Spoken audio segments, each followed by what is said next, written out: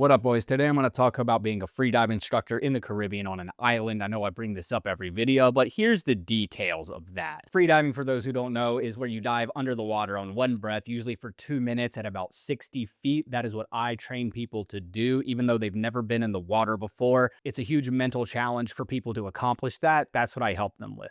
Look, I first got here and I wasn't 100% sure if I wanted to fully follow through on this because I needed some direction in my life. I really was lost, guys, and I was on a path of just bouncing around constantly, not having anything to do with my life, not building anything. But I felt this calling to come back to this island and potentially get my instructor certificate so I can have a place to stay, earn some money, and yeah, not just be a bouncing around hooligan drifter my entire life. I came through here, wasn't sure if I was going to do it. I did the advanced and the master's part of the course, which is like the stepping stones to get to the instructor's certificate. And eventually I was like, yes, let's do it.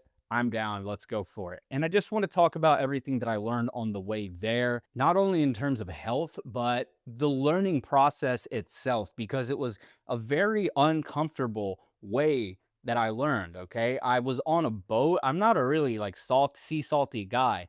I don't have a lot of experience with boats, boating equipment, freediving equipment either. I didn't have like a whole lot of experience before getting on with a freedive instructing certificate. And yeah, I wasn't exactly feeling welcome on this island like right off the bat. There was a little bit of tension between me and some people on the island, and I wasn't in the greatest headspace, especially coming out of this headspace that I was already in, where it's like, I have no direction in my life. Do I really want to decide on this? Then I decide on it, and it's like, oh man, this is much more difficult and uncomfortable than I thought it was going to be. But that leads me to the first point, which is you have to get comfortable with being uncomfortable. And boy, let me tell you, I was uncomfortable. Man, I must have made every single mistake in the book when it comes to the equipment. I'm talking dropping shit in the water, like loading gear off of the boat. There's like a big buoy with a bunch of stuff in the middle, and I would fuck up the ropes. So not only that stuff would fly out, like masks would fly out of the buoy, and so you'd have to swim down to get them. Or one time I lost it completely and had to get my mentor to go down there to get it. And also handling the ropes so that you can actually get the ropes on the boat into the buoy and then from the buoy down into the water. I would manage to do something weird with the ropes. I asked one of my other mentors, and he was like, whoa, man, I don't even know how you did this because the line wasn't fully coming out of the buoy. I like knotted it incorrectly or something. And that causes like a 10-minute holdup where I'm just sitting there while my mentor fixes my mistake with a student right next to me. And I'm like, oh, hey, I'm your instructor, by the way. So there's a lot of awkwardness, discomfort, confusion for me while I'm learning all of these things. But that's one thing that I learned throughout this whole process is if you're not feeling like uncertain or uncomfortable or maybe a little anxious while you're doing something, then it's probably not at the edge of your comfort zone. That's where I was. I was at the edge of my comfort zone. And so all that negative stuff that actually kind of messed with my head a little bit felt very incompetent, felt like honestly felt like I wasn't getting taught the right way, but I was. It was just me really not connecting dots in the way that they were expecting me to, which is fine. But I wasn't able to really click and feel super comfortable while learning all of this. And that's kind of a good thing. The fact that I was able to get through that discomfort and learn and actually get my certificate. And now I'm 1,000 times more confident in the water than I was when I got here. I'm comfortably setting. I'm now the only instructor at the shop, so I'm running pretty much everything and I'm doing a perfectly fine job at it. Like I'm very comfortable and confident with it now at this level, which is a beautiful thing to get on the other side of this and be like, oh yeah, I'm the man now. I got this. I know how to work this. So I really want to encourage everybody to find themselves in a similar position. Put yourself in a position where you aren't comfortable, where you don't know what you're doing, and you're relying a lot on people who are smarter than you to help you out. People who are in a position that you want to be in, you're going to have to rely on them. Ask them questions. Get them to show you how to do stuff because you're not going to figure it out anyway. And asking for help that way, when they hand you the thing, when they hand you the rope and you're like, I don't know what I'm doing, but I'm going to try anyway. And then you fuck it up And then they're like, no, here, you fucked this up this way. Then, that's not a comfortable, fun feeling necessarily. Okay. But if you can learn to laugh through it, if you can learn to embrace the discomfort there, that is a huge thing. And I encourage everybody to do that every which way.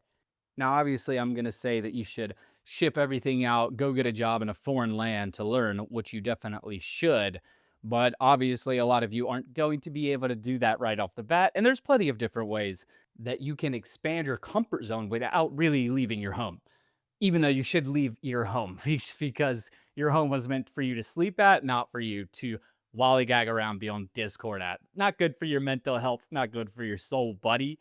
Anyway, you can start a YouTube channel just about whatever it is that you want to learn about, whatever your interests are. Because when you start a YouTube channel about something you're passionate about, you're going to learn even more about it. Oppenheimer himself said, the best way to learn is to teach. Okay. And he almost beat Barbie at the box office with that type of knowledge. So there you go. If you teach the world, even if nobody watches the videos, who gives a shit? You can make it faceless. And even if it is, your face is on it, like, nobody's going to see it anyway. You know what I'm saying? So it's a good way to learn more. And the few people who do watch it, maybe you connect with them. So maybe now you actually are using the internet as the tool that it was meant to be used as, where you're making connections with other people around the world who share similar interests to you. I talked about that in my previous video, using the internet as a tool.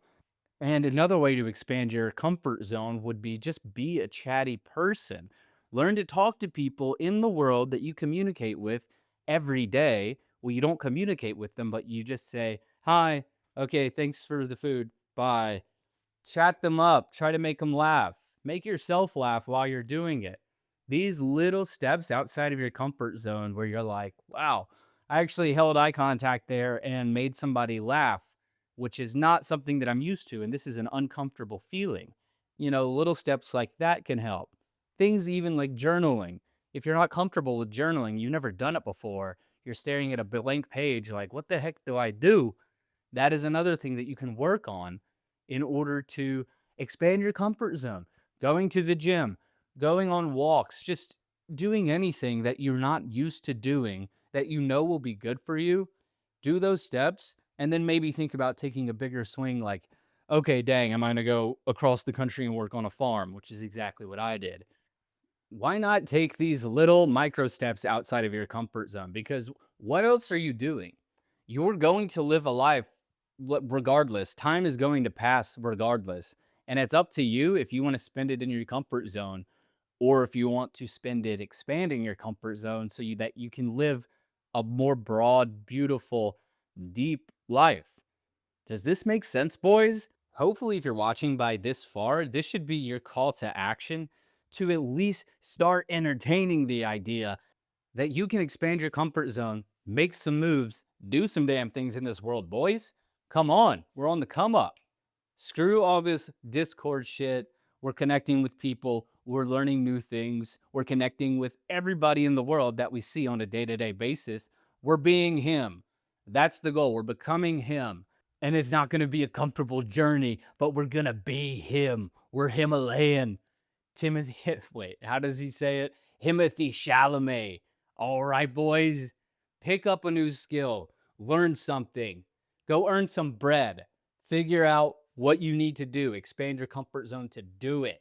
We're going to cut this one off right about here because now I'm just getting into like a mindless motivational rant. But anyway, boys, my name is Charlie, aka Easy. Peace.